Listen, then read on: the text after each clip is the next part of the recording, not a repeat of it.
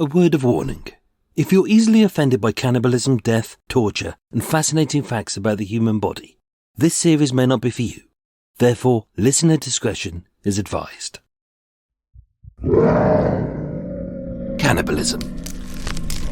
Could you eat a whole human being? With the help of a doctor, a scientist, and a chef, I set out to see if it's possible. Cannibalism. Part 27. Storage. If a cannibal plans to eat a whole human being, given how long it would take, and how each body part needs to be prepared differently to ensure that it's safe to eat, surely their first thought should be how to store it. 1987, Philadelphia. Gary Heidnik, the inspiration for Buffalo Bill in The Silence of the Lambs, kidnapped his second victim, Sandra Lindsay. Holding her captive in a self-dug basement pit, she died of starvation, torture, and fever.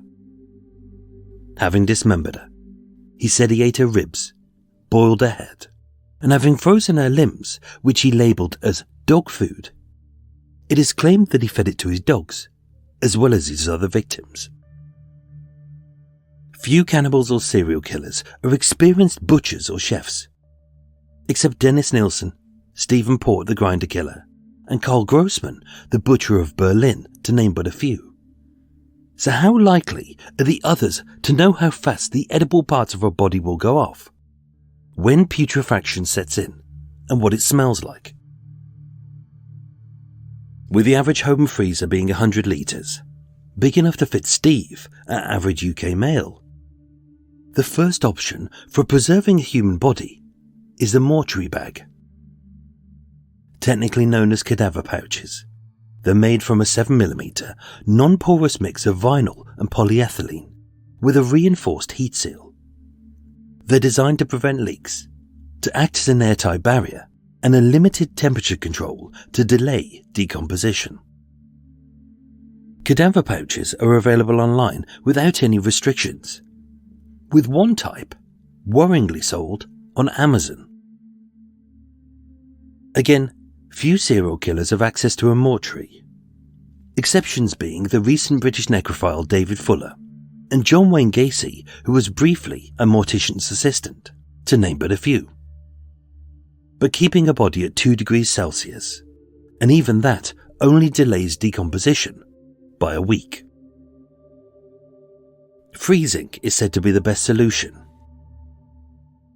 September 2018, Birmingham, UK.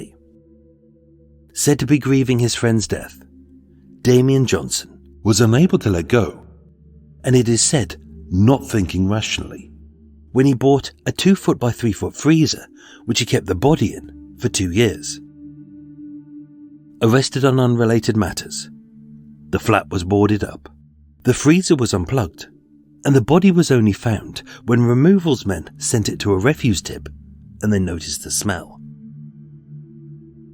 The Food Standards Agency says, meat needs to be frozen at least 0 degrees Fahrenheit or minus 18 degrees C to prevent bacterial growth.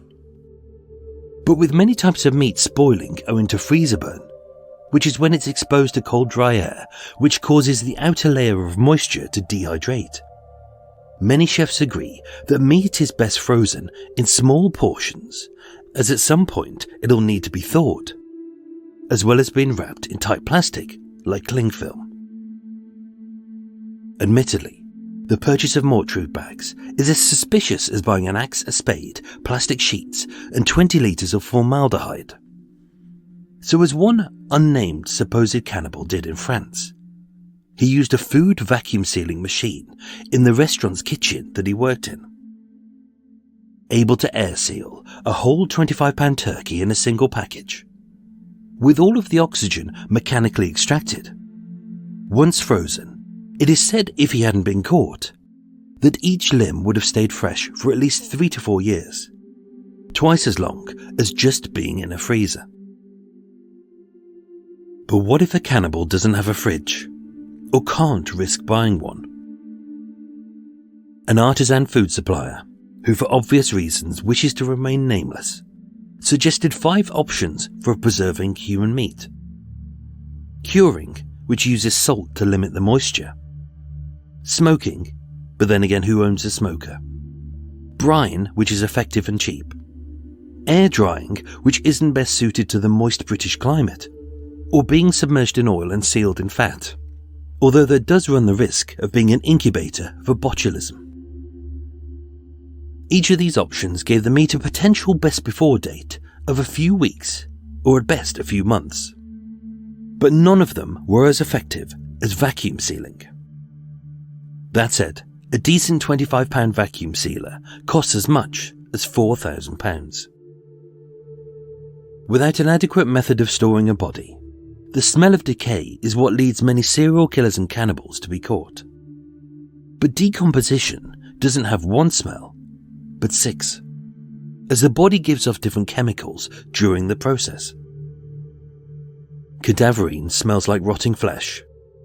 Scatol has a strong fecal odour. Indole smells like mothballs. Hydrogen sulfide smells like rotten eggs. Methanethiol smells like rotting cabbage. And dimethyl sulfide smells of garlic.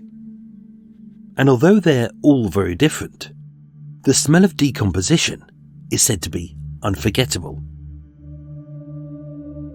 2009, Ohio. From the corner of East 123rd Street and Imperial Avenue. For years, an overpowering smell had been put down to the overflowing drains, a faulty sewer, and even a sausage shop. Gaining entry, that smell alarmed the police, and with at least 11 women found in shallow graves and crawl spaces, where the law had failed, that unforgettable smell of decay had led to the conviction of the Cleveland Strangler. Join me tomorrow for the final part of Cannibalism